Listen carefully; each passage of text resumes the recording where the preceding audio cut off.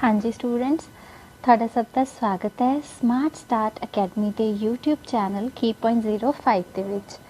ਉਮੀਦ ਕਰਦੀ ਹਾਂ ਤੁਹਾਡਾ ਸਭ ਦਾ ਅੱਜ ਜੋ ਐਗਜ਼ਾਮ ਸੀ PS TET level 1 and level 2 ਬਹੁਤ ਹੀ ਅੱਛੇ ਹੋਏ ਹੋਣਗੇ। ਸੋ ਆਪਾਂ ਇੰਗਲਿਸ਼ ਪੈਡਾਗੋਜੀ ਦਾ ਜੋ ਆਪਣਾ ਪਾਰਟ ਆਇਆ ਸੀ PS ਟੈਟ ਪੇਪਰ 1 ਦੇ ਵਿੱਚ ਉਹਦੇ ਆਨਸਰਸ ਨੂੰ ਡਿਸਕਸ ਕਰਾਂਗੇ। ਚਲੋ ਸਟਾਰਟ ਕਰਦੇ ਹਾਂ। जो मेरे को सैट है ਉਹਦੇ ਵਿੱਚ क्वेश्चंस ਦਾ सीरियल ऑर्डर अलग होएगा, मे बी जो ਤੁਹਾਡੇ ਕੋਲ ਉਹਦੇ ਵਿੱਚ अलग होएगा। सो क्वेश्चंस ਦੇ सीरियल अकॉर्डिंग ना देखना, ਤੁਸੀਂ आंसर्स क्वेश्चंस ਨੂੰ रीड करके ਉਹਨਾਂ ਦੇ आंसर्स मैच कर लेना। सो जो 61st क्वेश्चन है मेरे को that is which of the following words is based on the phenomena onomatopoeia. तो ਇਹਦੇ ਵਿੱਚ जो करेक्ट आंसर है दैट इज ए खोको।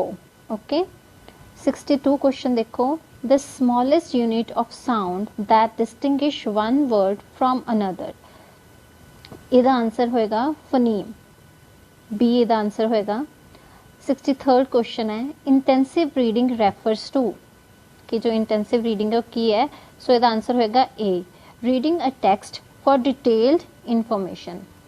64th देखो, rule oriented grammar is, rule oriented जो ग्रामर है उन्होंने कहते हैं formal grammar. So A option की होएगा करेक्ट होएगा। देखो 65th क्वेश्चन है, a set of listening comprehension is a test of कि जो लिसनिंग कॉम्प्रीहेंशन का सैट बनाने टेस्ट लिए वो किस चीज़ का टेस्ट होएगा। सो इसका आंसर होएगा ए रिसेप्टिव स्किल का। 66th है, the objective of remedial teaching is कि रेमेडियल टीचिंग है जो ऑब्जेक्टिव की है। सो ਇਹਦਾ ਕੀ ਹੋਏਗਾ, ए आंसर करेक्ट होएगा। To provide learning support to people who lag far behind their counterparts कि जो बच्चे पिछे रह जाते हैं अपने नालदियां तो उन्हों के लिए उन्होंने सपोर्ट प्रोवाइड करना। ए ऑप्शन सही होएगा। 67th देखो, continuous and comprehensive evaluation is do. So ਇਹਦਾ आंसर होएगा डी। 67th का आंसर होएगा डी। देखो 68th क्वेश्चन है, combining elements of different languages in the same sentence is an example of कि एक सेंटेंस के विच डिफरेंट लैंग्वेजेस के वर्ड्स ਨੂੰ कंबाइन करना किस चीज़ की एग्जाम्पल है। देखो ये code mixing and code switching इन्होंने दोवों में बहुत ही की है क्लोज इन्हों की डेफिनेशनस आ। सो आप एक बार यदा सी आंसर कोड मिक्सिंग लैके चलांगे, बाकी बी एंड सी विचों कुछ भी हो सकता है। नैक्सट क्वेश्चन देखो 69th, in a deductive method of teaching grammar we proceed from. जो डिडक्टिव मैथड है वो आप रूल टू एग्जाम्पल वाल जाने। सो सी अपना आंसर की होएगा, ये सही होएगा। A test of writing is, writing का टेस्ट की है डिक्टेशन। सो सी ये की होएगा सही होएगा 70th का।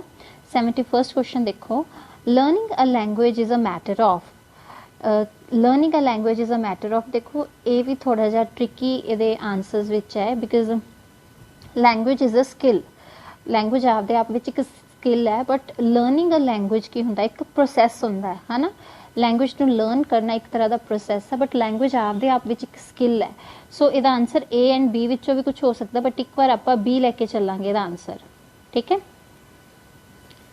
नेक्स्ट देखो, which of the following is an incorrect assumption in language teaching. Language teaching दे इनकरैक्ट असम्पशन आप दसनी केड़ी है। सो ये डी आंसर जो है करेक्ट होएगा, that language teaching should give importance to writing rather than speech. कि लैंग्वेज टीचिंग दे विच राइटिंग पर ज़्यादा तवज्जो देनी चाहिए है स्पीच के मुकाबले, बट इदा का कुछ भी नहीं होंदा। आप चारों स्किल्स नूं बराबर लैके ही बच्चों को पढ़ाने हैं। सो डी की होएगा इनकरैक्ट होएगा, यानी कि डी ਇਹਦਾ सही आंसर होएगा। 73rd क्वेश्चन देखो, which of the following does not come under the principle of selection. कि प्रिंसिपल ऑफ सिलेक्शन के अंडर केड़ी चीज़ नहीं आती। सो इमिटेशन जो है वो प्रिंसिपल ऑफ सिलेक्शन के अंडर नहीं आती। फ्रिक्वेंसी अवेलेबिलिटी एंड रेंज आती है, तो 4th वन होंदा कवरेज, इमिटेशन नहीं आता। सो डी अपने को सही आंसर होएगा। नैक्सट देखो 74th, language acquisition occurs only when. इसका आंसर होएगा see the child has the knowledge of the language, कि चाइल्ड ਨੂੰ ਨੌਲੇਜ ਹੋਵੇ। ਵੈਸੇ ਇਹਦਾ ਸਹੀ ਆਨਸਰ ਹੋਏਗਾ ਕਿ ਚਾइल्ड ਨੂੰ ਐਕਸਪੋਜ਼ਰ ਮਿਲੇ ਲੈਂਗੁਏਜ ਲਈ, ਉਦੋਂ ਹੀ ਉਹ ਸਿੱਖ ਸਕਦਾ ਹੈ। ਬਟ ਫਿਰ ਵੀ ਇੱਕ ਵਾਰ ਇਸ ਕੁਐਸਚਨ ਦੇ ਅਕੋਰਡਿੰਗ ਸੀ ਬਣ ਰਹੇ ਇਹਨਾਂ ਦੇ, ਜੋ ਇਹਨਾਂ ਨੇ ਦਿੱਤੇ ਆ ਆਪਸ਼ਨਸ, ਉਹਨਾਂ ਵਿੱਚੋਂ ਸਭ ਤੋਂ ਕਰੈਕਟ ਸੀ ਹੀ ਬਣ ਰਿਹਾ। ਚਲੋ ਫਿਰ ਵੀ ਦੇਖਾਂਗੇ ਜਦੋਂ ਆਫੀਸ਼ੀਅਲ ਆਨਸਰ ਕੀ ਆਉਂਦੀ ਹੈ। ठीक है, 75th क्वेश्चन देखो, we can think of language as one of the mental organs which is coordination with other mental organs carries out cognitive process, this is attributable to। ये जो sentence है या ये जो lines है ये किदे नाल related है, सो ये नाम चमस्की नाल related है, ए ऑप्शन की होएगी ये करेक्ट होएगी। नेक्स्ट देखो, नैक्सट अपने को एक पैसेज दिता हुआ है, ये रिलेटेड क्वेश्चन देखते हैं। 76 क्वेश्चन है, choose the option that correctly states the meaning of social intelligence as implied in the passage. Passage के विच सोशल इंटैलीजेंस की दसी गई है, सो ये आंसर होएगा बी, की to personal success and betterment in society. 77th question देखो, which is not among the 7 qualities that has been described as the key to personal success and betterment in society। so अपन इस passage which कुछ 7 qualities describe कीतियां गई हैं, सो उन्हां विच आपां देखना है कि इन्हां चारां विच ओहदे विच किहड़ी चीज़ नहीं दित्ती हुई। सो जो डी है एगनी, वो इहदे विच की है, मैंशन नहीं है। नेक्स्ट देखो 78th question, the meaning of the phrase looking at the bright side as used in the passages। Passage ਦੇ ਵਿੱਚ जो wording यूज़ की गई phrase looking at the bright side, ਉਹਦਾ मतलब ਕੀ ਹੋਏਗਾ। सो देखो बेसिकली जो looking at the bright side है ਉਹਦਾ ਇੱਕ अपना individual जो meaning है that is कि बी ग्रेटफुल डिस्पाइट डिफिकल्टीज ਹੁੰਦਾ ਹੈ, जो बी ऑप्शन है। बट जे पैसेज के अकॉर्डिंग देखा जाए तो इत्थे ऑप्टिमिस्टिक थिंकिंग दी, ऑप्टिमिस्टिक सोच की, आशावादी सोच की गल की गई है। सो पैसेज के अकॉर्डिंग ए ऑप्शन की होएगा, करेक्ट होएगा। 79th देखो, the reasons why you are not a robot is, आपा रोबोट क्यों नहीं। सो जो बी ऑप्शन है दैट इज करैक्ट, बिकॉज ਇਹਦੇ ਵਿੱਚ ਇਮੋਸ਼ਨਸ ਦੀ ਗੱਲ ਹੈ। ਸੋ ਇਮੋਸ਼ਨਸ ਤਾਂ ਰੋਬੋਟਸ ਨਾਲ ਦੂਰ ਦੂਰ ਤੱਕ ਨਹੀਂ ਲੈਣਾ ਦੇਣਾ ਹੁੰਦਾ। 80th क्वेश्चन देखो, that was created after many attempts. So ਇਹਦਾ आंसर होएगा बी, अपन ਨੂੰ ਲਾਈਟ बल्ब ਦੀ एग्जांपल ਦਿੱਤੀ ਗਈ ਇਸ ਪੈਸੇਜ ਵਿੱਚ। सो बी ऑप्शन ਕੀ ਹੋਏਗਾ, करेक्ट होएगा। नेक्स्ट देखो 81st क्वेश्चन है, which of the following sentences make the correct use of grit as used in the passage। Passage ਦੇ ਵਿੱਚ grit वर्ड ਨੂੰ यूज़ किया गया 2-3 ਵਾਰ, ठीक है। ਇਹਦਾ मीनिंग ਕੀ ਹੋਏਗਾ, जो जिस हिसाब नाल grit ਨੂੰ पैसेज ਵਿੱਚ यूज़ किया गया ਉਹ ਕਿਹੜੀ ਪੱਖ ਤੋਂ यूज़ किया गया। बेसिकली grit ਨੂੰ ਇਹਦੇ ਵਿੱਚ preservance ਦੇ ਤੌਰ ਤੇ यूज़ किया गया। preservance ਦੇ ਸਾਈਡ ਤੇ ਬ੍ਰੈਕਟ ਦੇ ਵਿੱਚ grit ਲਿਖਿਆ ਹੋਇਆ ਹੈ, ਜਿਹਦਾ मीनिंग ਹੁੰਦਾ ਦ੍ਰਿੜਤਾ। ਸੋ ਦੇਖੋ ਇਹਦੇ ਵਿੱਚ ਜੋ ਆਪਸ਼ਨ ਆਏਗੀ ਉਹ ਡੀ ਆਪਸ਼ਨ ਕਰੈਕਟ ਹੋਏਗੀ। Her grit never made her give up, कि ਉਹਦੀ ਜੋ ਦ੍ਰਿੜਤਾ ਸੀ ਉਹਨੇ ਕੀ ਉਹਨੂੰ ਗਿਵ ਅਪ ਨਹੀਂ ਕਰਨ ਦਿੱਤਾ। ਇਹਦੇ ਵਿੱਚ ਕੀ ਹੈ, ਗ੍ਰਿਟ ਨੂੰ ਜਿਹੜਾ ਲਾਈਟ ਬੱਲਬ ਦੀ ਖੋਜ ਦੇ ਤੌਰ ਵਾਲੀਆਂ ਲਾਈਨਸ ਦੇ ਵਿੱਚ ਲਿਖਿਆ ਹੋਇਆ, ਸੋ ਉਹਦੇ ਵਿੱਚ ਦ੍ਰਿੜਤਾ ਨੂੰ ਦੇ ਤੌਰ ਤੇ ਹੀ ਕੀ ਹੈ ਗ੍ਰਿਟ ਨੂੰ यूज़ किया गया। सो डी ऑप्शन मेरे अकॉर्डिंग करेक्ट होएगा। 82nd क्वेश्चन देखो, tend to persevere and keep going as used in the paragraph suggest. जो प्रेजरवेयर ਆਪਾਂ ਹੁਣੇ डिस्कस किया कि ग्रिट के तौर पर यूज़ हो रहा है। सो डी ऑप्शन ये भी की होएगा, करेक्ट होएगा। 83rd क्वेश्चन देखो, what do you understand from the line falling down or failing is one of the most agonizing, embarrassing and scary human experience।